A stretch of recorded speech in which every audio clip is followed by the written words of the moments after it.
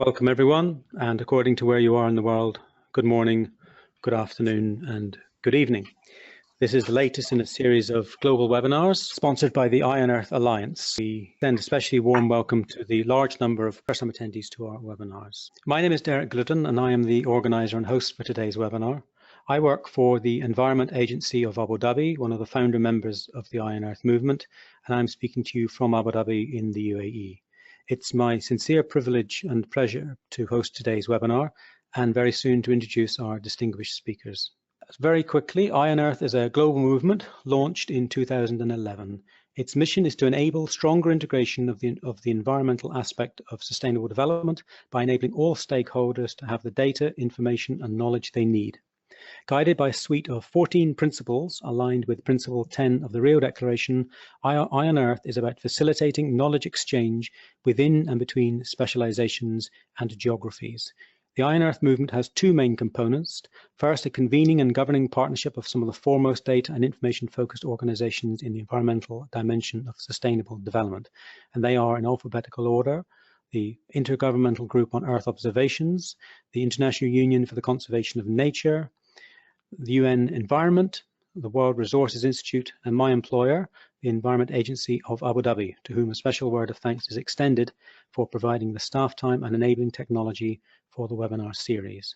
The second and core component of the Eye on Earth movement is yourselves, a multidisciplinary, truly global community of experts defined by a shared passion for the Eye on Earth mission, vision, and principles. Magnitude and diversity of knowledge within the Eye on Earth community is demonstrated by the number and distribution of people who have registered for this webinar. You are over 475 people from over 95 different countries. You represent every part of the globe. And whether you are attending this live event or watching the recording afterwards, welcome. It's now my great pleasure and privilege to introduce our distinguished speakers. Dr. Anne Bowser is Director of Innovation and is an innovation specialist at the Woodrow Wilson International Center for Scholars, a quasi-government think tank in Washington, D.C., from where she will speak to us today, and there it's just 8 o'clock in the morning. Anne is chair of the emerging Citizen Science Global Partnership that is the subject of today's webinar. Our second distinguished speaker is Martin Brocklehurst. Martin has an extensive professional career history. For 13 years, he was a senior public sector regulator in developing and delivering UK environmental regulations. For 14 years, he was a senior health and safety environmental manager. Martin is the founding instigator of the European CitizenScience Association and the Global Mosquito Alert Consortium. He is working with the UN and the citizen science associations around the world to set up the Global Citizen Science Partnership that is the subject of today's webinar. So I will now hand over to our speakers. Good morning to everyone from the United Kingdom. I will take the first half of the presentation of the webinar. Before I start, could I refer you to two polls that we would like you to participate in? And these should be available for you to vote on, and the information contained in the results we will then use to help understand how to focus the Q&A session. Citizen science is growing at a phenomenal speed across the planet, from an unknown term in the 1990s to entry into the Oxford English Dictionary as a formal definition in 2014. In Europe, as early as 2013, the term citizen science could only be found in one policy document in the EU, and then it was used once. Now it is widely recognized as a method that could help and support both the development and delivery of policy, not just in the environmental field, but across many of the policy disciplines of the EU. The growth in citizen science is phenomenal and has led to the United States State Department setting a global target of 1 billion citizen scientists by 2020. It's a target that the global citizen science community has adopted, and I would urge you to contribute to the tweet #1BillionCitSci 2020, because only by coming together will policymakers listen to the data that citizen science presents. We hope to tell you a little bit this morning about how we're planning to make that happen. And the we in the organization is the Wilson Center, the Citizen Science Association of America, the Australian Citizen Science Association, the European Citizen Science Association, and the Participatory Monitoring and Management Partnership, PPMP, and the Global CEO Alliance, or the Global Chief Executive Officer Alliance. So that is the we are talking about. We've put up on our second slide, one of the motivations for citizen science is that it is basically one planet that affects us all. And by working together, we can provide the evidence to drive change at the global, continental, national, and local level. The great strength of the citizen science movement is this ability to start to drive change. And we see that in the strength of diversity in the citizen science movement. You've already heard the sheer number of people taking part in this webinar and the breadth of countries that are involved. But to be effective at global level, we have to organise. Currently, citizen science projects span the globe, but only 3 formal citizen science associations exist in Australia, Europe, and America. And one of our aims from the global citizen science community is to encourage a global network of associations to emerge, because only by working together can we deliver change. This morning, we're going to cover a little bit of background on citizen science, some background on the Citizen Science Global Partnership, CSGP, some of the goals and objectives that we're trying to set, the way forward, and then at the end, an interactive session where you can all take part. We wanted to start, however, by using the Oxford English Dictionary definition of citizen science, because citizen science means a lot of different things to people around the planet, but it is essentially about the collection and analysis of data relating to the natural world by members of the general public, typically as part of a collaborative project with professional scientists. And the little graphic on the right illustrates how the involvement of citizen scientists can vary from simply passive participation in survey networks, and a good example of that would be air quality monitoring, where citizens can simply carry an air quality monitor on their person, through active participation in programs like Mosquito Alert, which is looking at the distribution of disease-carrying mosquitoes and working with environmental health officers to manage those risks, right through to where the public are working directly with scientists to tackle particular problems like invasive tree diseases, which can be so damaging now as diseases move around the planet due to changing climate parameters, and also due to the increasing movement of people, goods, and materials. If we look at what has led us to the development of the Global Citizen Science Alliance or Partnership, you can see on this graphic here how fast things have been moving. Initially, back in 2015, the Wilson Centre approached the European Citizen Science Association to seek to join forces to put together a common methodology for monitoring the migration and movement of disease-carrying mosquito species. And this was driven at the time by the rapid movement and concerns around the Zika virus that was moving into the United States, and a recognition that only by involving citizens could you provide the level of data that was required to show how quickly the individual species were migrating into different parts of both Europe and the US. And we could at that time, for instance, show that citizen science was providing data comparable to data provided through normal professional data monitoring methods for the distribution of mosquitoes in Europe, and the critical disease-carrying species could be detected up to 2 years earlier than using the traditional monitoring techniques, that the data accuracy was as good as the traditional techniques, and the cost of providing that information was something at 1/5 of the cost of traditional sources. But we recognized early on that when we were approached by the Wilson Centre, we didn't have a consistent methodology for this across the whole of Europe.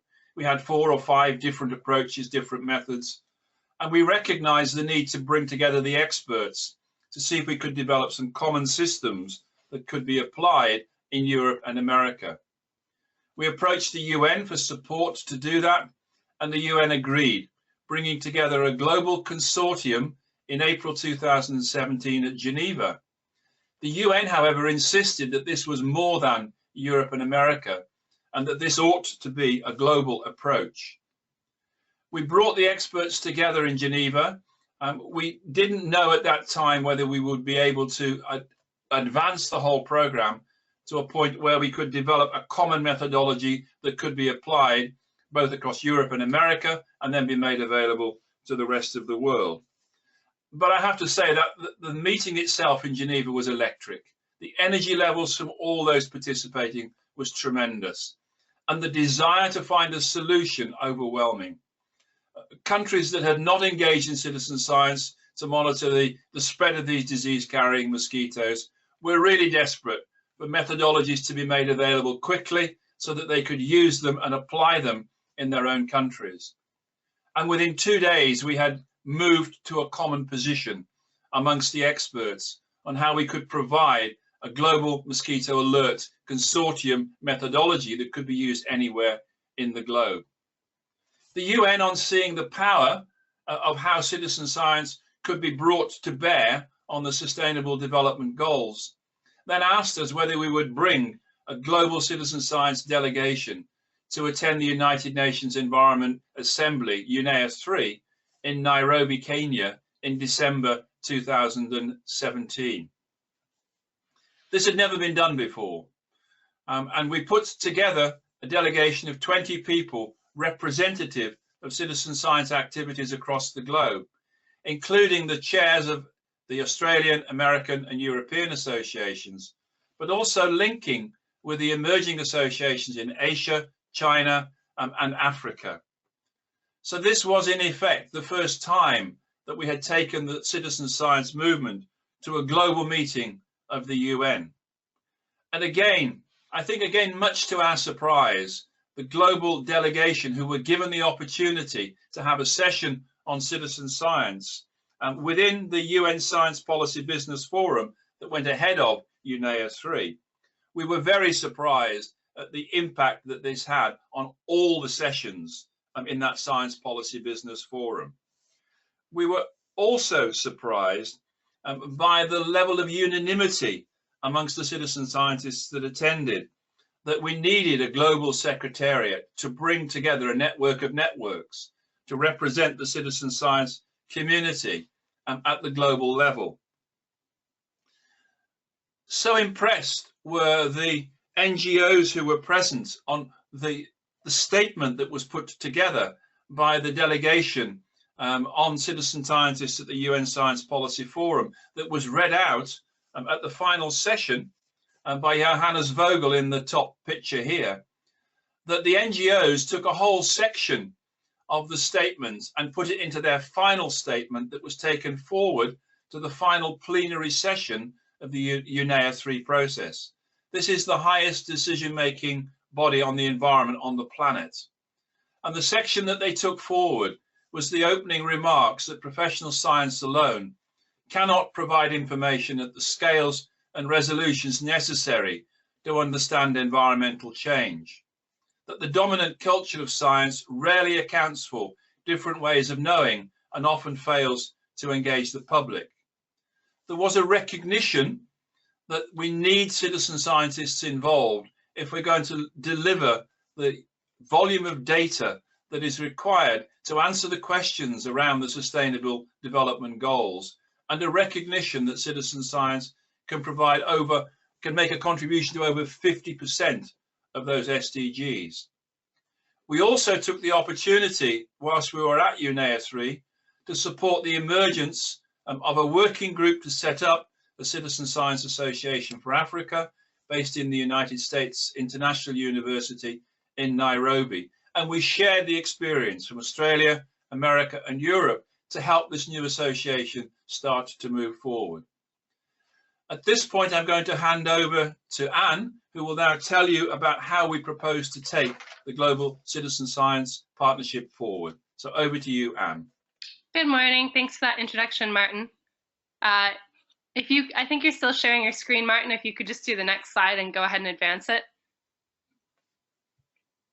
Thanks very much. So we're going to run through 5 foundational goals that we envisioned as things that the Citizen Science Global Partnership could take forward. And these are foundational in the sense that they are sketches, they're extremely high level, and also in the sense that we expect that as the organization forms and matures, additional goals may be added in line with the global citizen science community. And here I'd like to emphasize that this is really something that we hope to collaboratively design with the global citizen science community, and that will be explained in a bit more detail in a call for early participation and support that will be presented at the end of this webinar. The first goal that we identified is to become a valued partner and coordinated point of entry for NGOs, governments, and businesses seeking to understand and work with the global citizen science community. This goal comes out of the legacy that Martin presented of working with UNEP and helping UNEP understand what's going on in citizen science and assisting with strategic convenings. But for me personally, it also speaks to understanding how different types of organizations can work together with citizen science. In particular, we've been having a lot of discussions within our community about what partnerships with businesses look like. And I think this organization is an opportunity to explore that question in a little more detail. Next slide.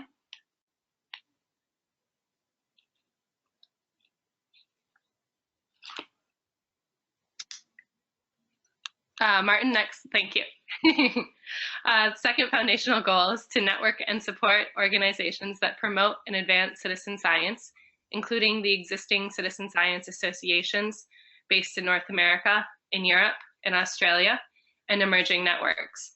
For example, we know that there's a Citizen Science Asia in formation. There's also an African Citizen Science Association that was announced at the meetings in Nairobi. And we understand that there are even more networks that are geographically based and that may be based around other areas. And our goal is to help network and bring together these different groups so that they can better understand how to work together and how to achieve goals that benefit the community writ large. Next slide.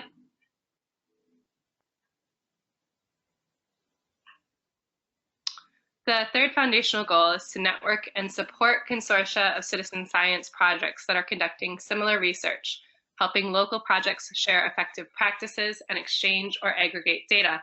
So Martin discussed the history of working with the Global Mosquito Alert Consortium, which is essentially designed to be an open, common set of protocols, a toolkit sharing effective practices, and a community support platform to meet both local and global research and management needs around citizen science for mosquito vector monitoring.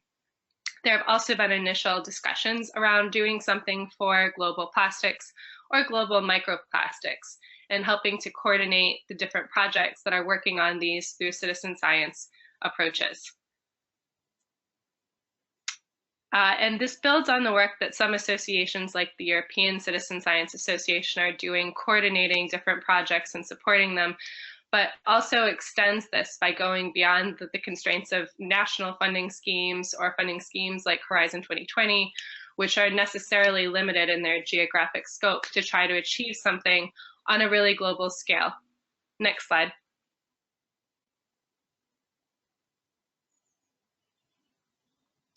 The fourth foundational goal is to support the collection and exchange of open and findable, accessible, interoperable, and reusable or fair data for local to global research and decision making. I think this here really demonstrates the value add that the partnership brings and the network of networks approach. There's already an effective network, a data and metadata working group of the US-based Citizen Science Association, which is currently co-chaired by Greg Newman and Justin Schell, that is taking on developing a data standard called PPSR Core for citizen science, among other goals. And the Citizen Science Association Data and Metadata Working Group is already working with the Australian Association, the European Associations, and then other networks such as the Open Geospatial Consortium or the Biodiversity Information Standards Working Group, TADWIG. But what we can do through the Citizen Science Global Partnership is first of all help advance this work, but also connect it to different goals that the partnership has. So for example, the Global Mosquito Alert Consortium has talked about wanting to use the Environment Alive platform to work with UN Environment to host and manage some of the data that these different projects are producing. We can still leverage that partnership with UNEP, and we can still work with the Global Mosquito Alert Consortium, but also help bring in the citizen science data and metadata working group, so that any standards that are developed through the Global Mosquito Alert Consortium are also aligning with this PPSR core data and metadata standard that the working group is trying to advance, and ensure that these two activities are not conducted in parallel, but are actually harmonized, and also to help these groups combine their resources to maximize their impact. Next slide.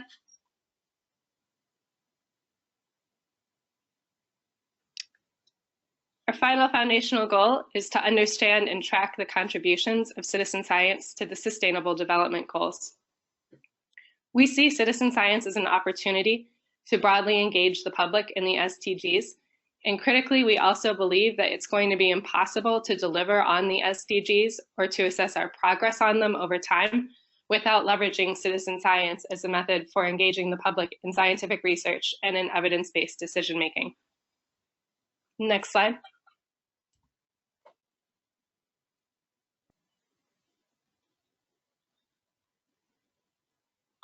I mentioned that these are the foundational goals that we developed in Nairobi.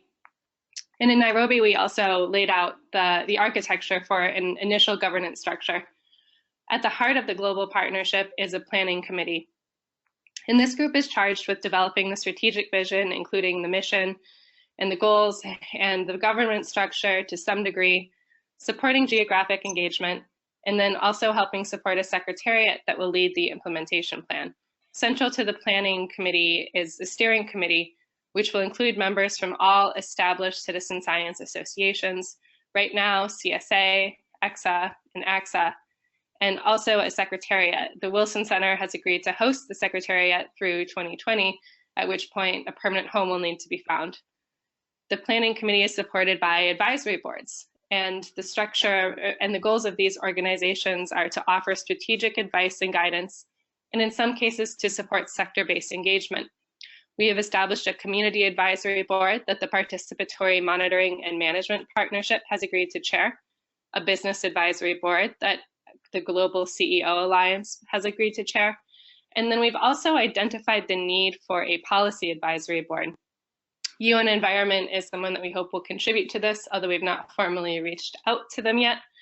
And we also discussed potentially having a science advisory board as well, though we're not really sure what this would look like or who would chair it. Then we also have the sense that there will be additional contributors. So we came up with the concept of institutional observers as a way to loop in groups like the African Citizen Science Association and the Citizen Science Asian Network that is still emerging. And we're calling them observers until they become formalized into, I guess, official associations, at which point we would hope that they would apply for a steering committee membership and move into the planning committee. And then we also have this very vague notion of contributors. And this is something that we're still working out, and that we're actually going to request help from the community in terms of figuring out how to structure contributions to the global partnership. Next slide.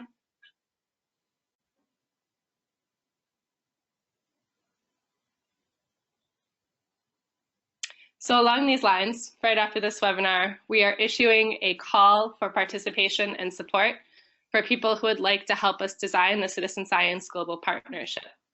And there are two main features of this call. The first is a call for expressions of interest from citizen science networks.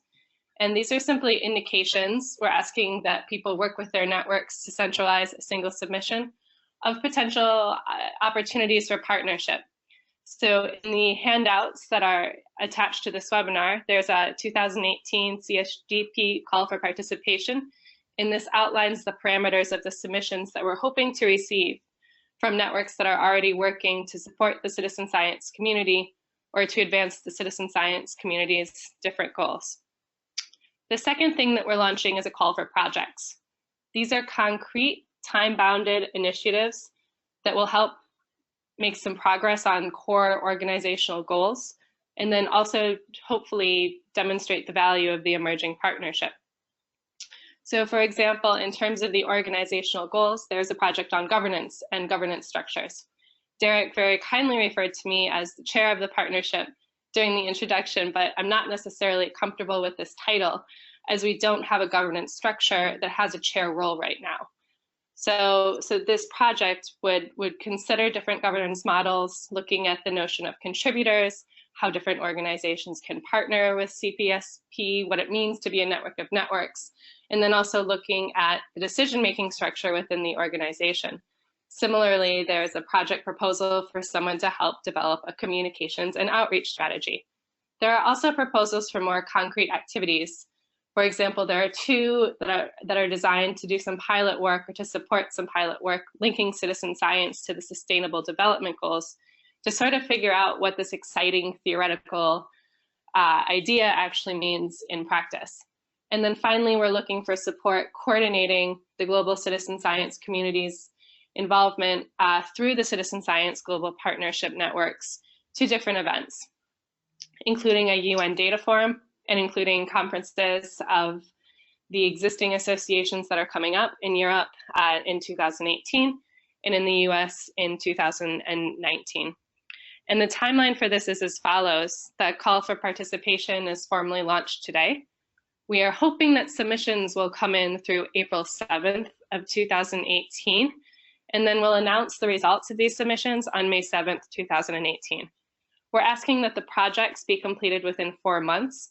So in September of 2018, we hope to return whatever is delivered and the outcomes to the community to show how the Global Citizen Science Partnership can grow and can work to achieve its different organizational objectives.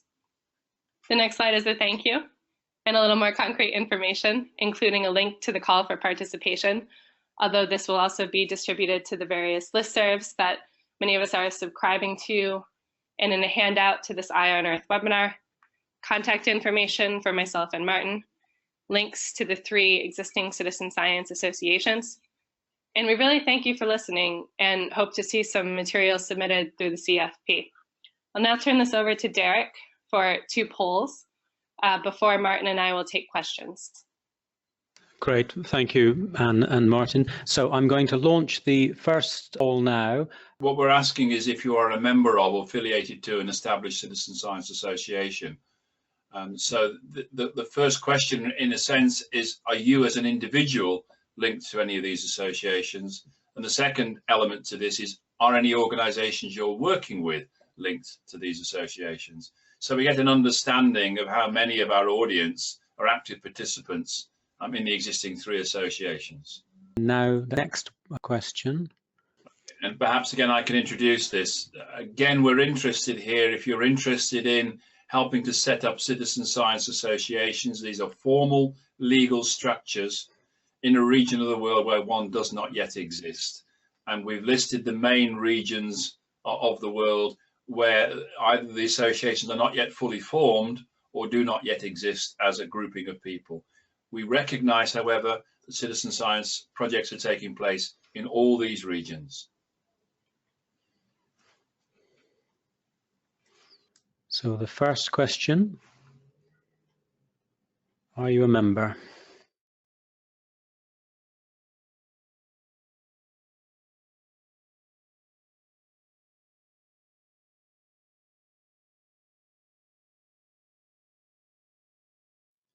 I will share obviously the details with our speakers later. The second question, and the answers are there.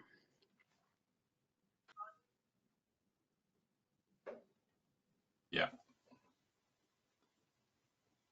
That is very interesting, because the Central and South America is one of the areas where as yet we're not aware of a grouping coming together. So that is, I think, really encouraging. Similarly, there is a tentative group for the Middle East and there is a tentative group for Africa, so we can link people who've expressed an interest in those to come together with the leaders in those particular regions, and probably more advanced in Africa at the moment than anywhere else. The Asia group, again, we can link you with the emerging Asia group, which is currently centered on Hong Kong. And then we'll have a look at the other regions to understand which areas then are not being picked up. But that's really helpful. Right. I'm delighted Thank to see you. the results to the second question, especially as a follow-on to the first.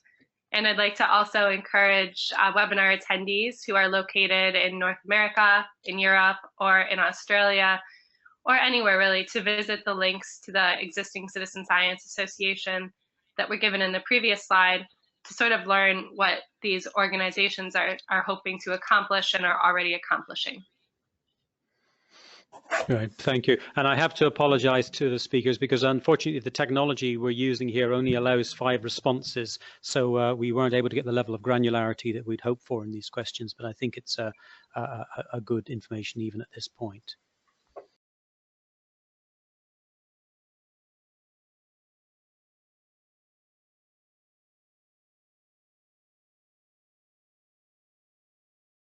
Before we head into the Q&A, I'd like to hand over to a representative from the Iron Earth Alliance to respond to our speakers.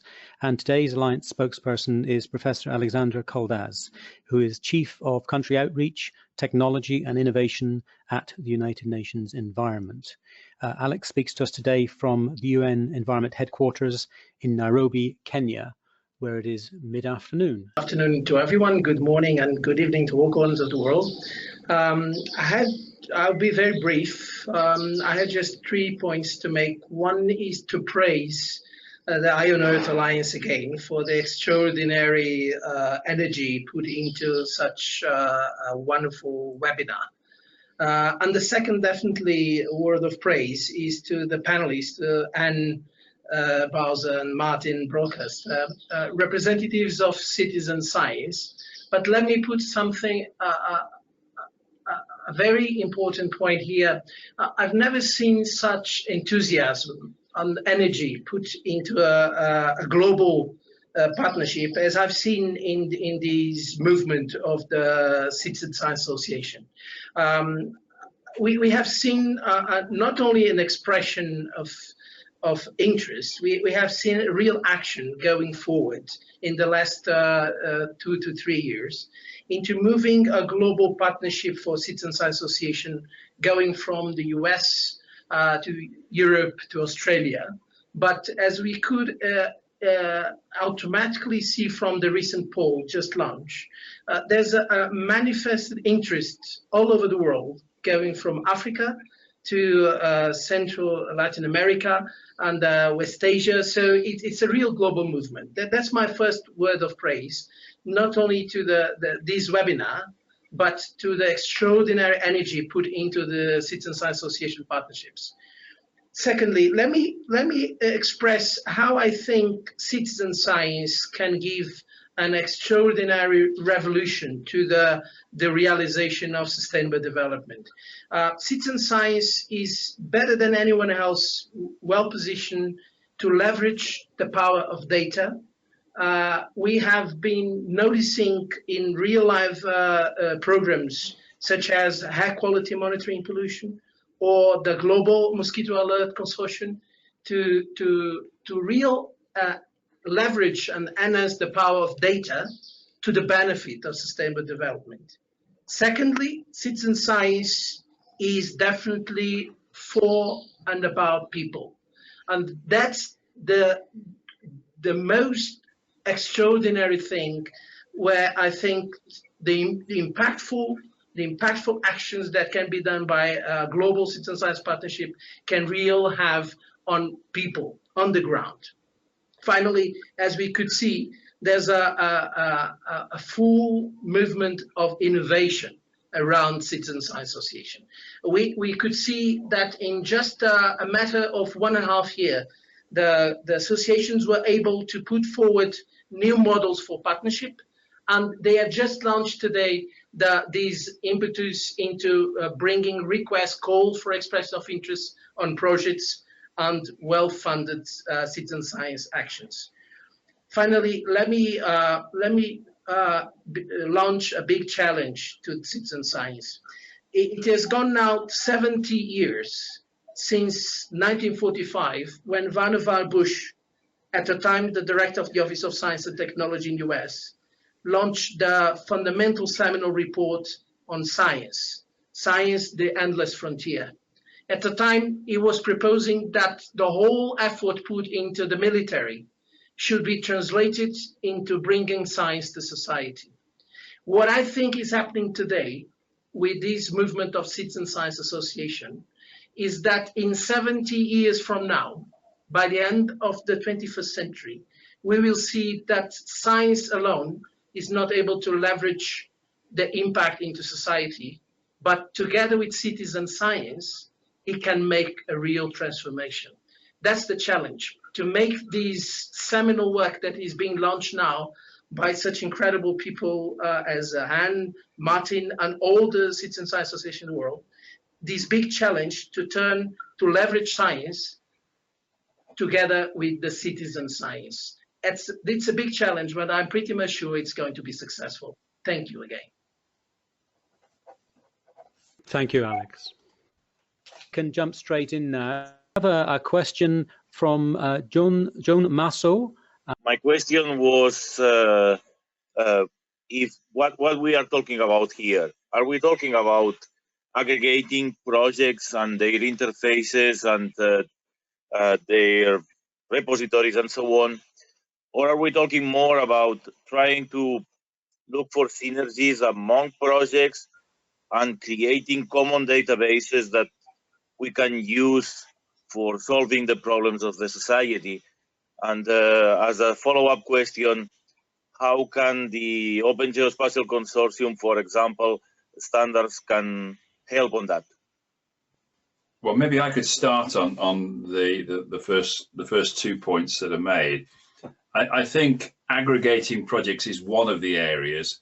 What struck me very strongly when we were approached by the US on the Mosquito Alert Program was that the US came to Europe on the understanding we already had a European-wide citizen science program to monitor disease-carrying mosquitoes coming into Europe, when in fact we didn't. What we had was 4 or 5 different approaches at national level, and none of them were translated across the whole of the European Union. And what we've done through that program, what it triggered was for us to find some common methods that could be applied in any country of the world, depending on the level of resources that they had available. So the model that is emerging has some very simple methods that can be used at a low cost end of the spectrum, right through to some very complex systems that can be implemented where greater funding is available. And it recognizes the variability around the world associated with those different methods. But what it also does is it allows us to start to bring the data from all of them together onto a common platform. And we have been working already with NASA to test out how those different data systems can be aggregated together and then compared and used along with remote sensing satellite data to add even further value to the whole spectrum of information that's emerging. And I think that model works very well for many other topic areas so that we can start to see the emergence of some common systems that citizen scientists can use across the world that will then allow some common data packages to come forward so that we get a global data set. Because one of the great criticisms of policymakers on citizen science is that it doesn't generate the volume data sets that are required at sufficient scale to influence policy decisions, both in the implementation of policy and in the development of policy. So we're looking to find new ways to bring those data sets together and to bring those common methodologies together so that citizen science is much more than a 2 or 3 year program in one national member state and becomes genuinely global. And at that point, I'd like to hand over to Anne to talk a little bit about the open geospatial question, the third question that you asked, because Anne is better positioned to talk around some of those issues. Well, thank you for the very high level theoretical answer, Martin. I think that would be helpful. Some of you on the call might know that working on citizen science data and metadata standards is one of my pet projects, and I actually co-chair a working group of the Open Geospatial Consortium, or OGC, with Joan. So I really appreciate this question. To answer more concretely, how can OGC become involved? We absolutely hope to leverage the work of OGC and OGC standards. And in the call for participation, there's a request for submissions from networks that are doing work related to the partnership and related to the partnership's goals. I absolutely think that OGC is such a network, and I would love to see you coordinate a submission from OGC exploring how OGC can work together with the Citizen Science Global Partnership. And I'll also note that on the more specific questions, are we helping people work together? Are we potentially creating a data repository? This speaks to something that I tried to convey earlier about the foundational goals of the partnership still being open and vague and flexible. And this isn't a limitation, it's an opportunity to work with our network partners to co-design specific projects and to bring additional clarity to these very high-level goals, and to think about what we can do by leveraging the networks that will become part of the global partnership, including OGC and others. Thank you for that. We will see what we can do to contribute with one of these initiatives that you are calling for. Forgot to say that I'm here representing CREAF and an European project called We Observe. Thank you for the answer. Thank you, Juan. We have another question now from Arthur Dahl. Thank you. This is Arthur Dahl, International Environment Forum. I'm based in Switzerland, but more than 40 years ago, when I was the advisor to all the Pacific Island governments on environment, there were almost no scientists and need for science. So I developed a number of methods to help people become their own citizen scientists and do their own research to manage their own resources. One of them was a coral reef monitoring handbook designed to be used by anybody at the village level, published eventually by UNEP in their Regional Sea Reports and Studies series. I also did 40 units of training materials based on being citizen science to be used first to the islands and then later in all rural areas. How can I make these available to you who are now organizing networks of citizen scientists? Thank you very much for your question, Arthur. It sounds like a very exciting piece of work that you've taken on. My initial thought is that this sort of relates vaguely to the idea of project consortia, so supporting international, potentially global, but also local engagements around certain research topics or areas of interest. And that this idea of collecting resources could converge with the notion of project consortia and also toolkits around certain areas. But this is also an interesting question as the partnership sort of solidifies, because we'd have to consider, is there another organization that would be better able to host these resources and then we just link out to them, or is potentially developing a resource library something that the global partnership should be taking on in the future? I hadn't thought about this as a service that we could potentially offer at all. So I would say thank you very much for putting it on the radar. And I don't have an easy answer right now, but perhaps Martin does.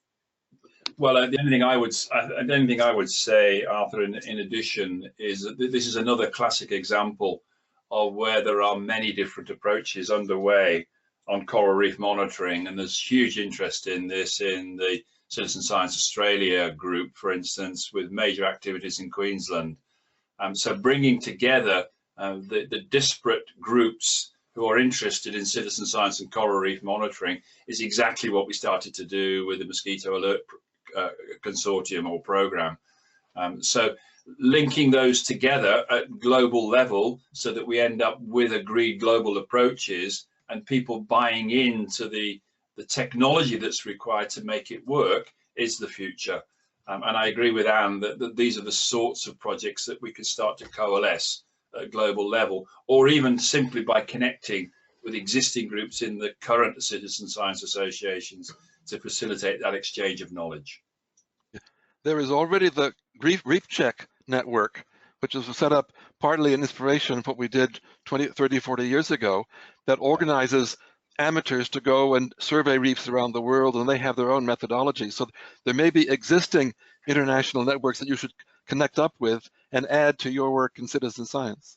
Yeah, and I think that's exactly what the global group can do, is to actually bring together that information in one place where we can all find it. Thank you. Thank you, Arthur, for the question. We have a question now from Maurizio Ferrari. Maurizio? Thanks a lot, Derek, and many thanks to Anne and Martin for this very, very interesting and inspiring presentation. My comment, well, it's a comment and a question, because the whole presentation was based on the emergence of kind of geographically located networks, North America, Europe, Australia, and then the emerging ones in other parts of the world. I'm working with the Forest Peoples Program, which is an organization, an NGO that has been working very closely with indigenous peoples and local communities around the world, and actively participating in the UN Convention on Biological Diversity. And back in 2014, at the Conference of the Parties, there were a couple of decisions that already recognized the contribution of community-based monitoring and information systems, which basically are used to generate data from by indigenous people and local communities, especially highlighting their contribution to the various targets of the strategic plan for biodiversity 2011-2020. And that network is not yet formalized, or it doesn't have a geographically located secretariat, but it's kind of scattered around the globe. And I was feeling while listening to your presentation that the work that you are doing is very much aligned and is very much complementary to this network. It's called CBMIS network, Community-Based Monitoring and Information Systems. So I feel personally there is a lot of scope for collaboration, but for example, I couldn't respond to the second question in terms of geographical location, just because it's scattered around the world. So it might be a matter maybe similar to the issue of coral reef, that is more of a thematic linked network than a geographical one. And I was wondering on how there can be, complementarity and collaboration. Thank you. Thank you for your question. We only have 2 minutes left, so before I answer it, I just wanted to in advance say thanks very much to everybody who came to the webinar. I understand that we might get cut off a bit abruptly at 9, but we really appreciate your interest. We're absolutely interested in networks that are not just geographically bound. So as one example, the Participatory Monitoring Management Partnership is one of our founding partners. And this is an organization that converges around a method or a paradigm of monitoring and management rather than a particular geography. And then we also have these project consortia that are also working on the global scale. So yes, we would absolutely welcome a contribution and the opportunity to work with that organization. Yeah, thank you very much. And could I also say thank you for everybody who's participated as well. It has been a tremendous breadth of interests that are coming through, and endorse the comments that Anna's made.